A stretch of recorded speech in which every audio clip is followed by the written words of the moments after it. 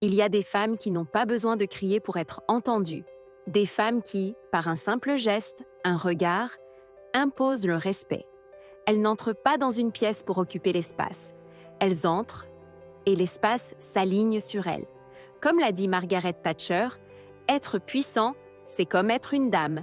Si vous devez le dire, vous ne l'êtes pas. Aujourd'hui, ma chère femme, je vais t'apprendre cet art rare, celui de dominer sans un mot. La posture, le regard, la présence, la puissance de l'aura tranquille. Plus une personne ressent le besoin de crier ou de se justifier, plus elle révèle un manque de contrôle intérieur.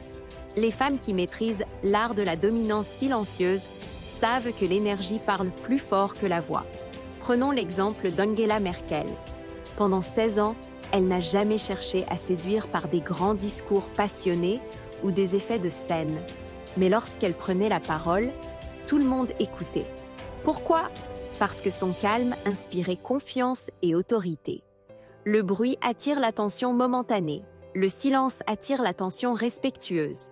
Serena Williams disait « J'ai appris que la victoire ne nécessite pas toujours d'annoncer que tu vas gagner. Parfois, tu laisseras tes actions parler. » Retiens ceci, le vrai pouvoir n'a pas besoin de validation extérieure. La dominance silencieuse est une maîtrise de soi avant tout. Le regard stable est une déclaration silencieuse de puissance. Si on observe l'archétype d'une reine, le regard n'est pas fuyant, mais il n'est pas agressif non plus. Il est posé, intense, présent. Prenons l'exemple de Monica Bellucci. Dans ses interviews, elle parle calmement, mais ses yeux tiennent la caméra comme s'il savait déjà que l'audience lui appartient. Ce que tu peux mettre en pratique, utilise le regard d'observation. Ne sois pas pressé de détourner les yeux. Maintiens un contact visuel lorsque tu serres la main ou écoutes. Ne fixe pas en continu. Cela devient un défi, mais alterne observation et relâchement naturel. Des études en psychologie montrent qu'un contact visuel stable augmente la perception d'intelligence et de leadership. Audrey Hepburn disait « Les yeux sont la fenêtre vers ton âme, et parfois ils sont aussi ta meilleure armure. » Les femmes silencieuses et charismatiques adoptent souvent la posture de l'archétype alpha, ancrée, droite, épaules ouvertes, menton légèrement relevé, pas de gestes brusques, pas de mouvements nerveux. Cette posture envoie au cerveau des signaux de confiance et ces signaux sont perçus par les autres. Prenons comme exemple Michelle Obama. Chaque fois qu'elle prend la parole, sa posture est impeccable. Elle ne se penche pas vers le micro, c'est le micro qui vient à elle. Ce que tu peux mettre en pratique. Lorsque tu entres dans une pièce, marche légèrement plus lentement que les autres.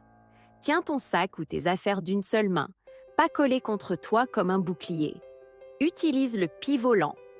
Lorsque quelqu'un t'appelle ou te parle, tourne la tête doucement avant de répondre. Lupita Nyong'o a dit « J'ai appris que ma posture est mon langage silencieux. Elle raconte qui je suis avant que j'ouvre la bouche. » Une posture assurée dit « Je sais qui je suis et je sais où je vais. » Sans un mot.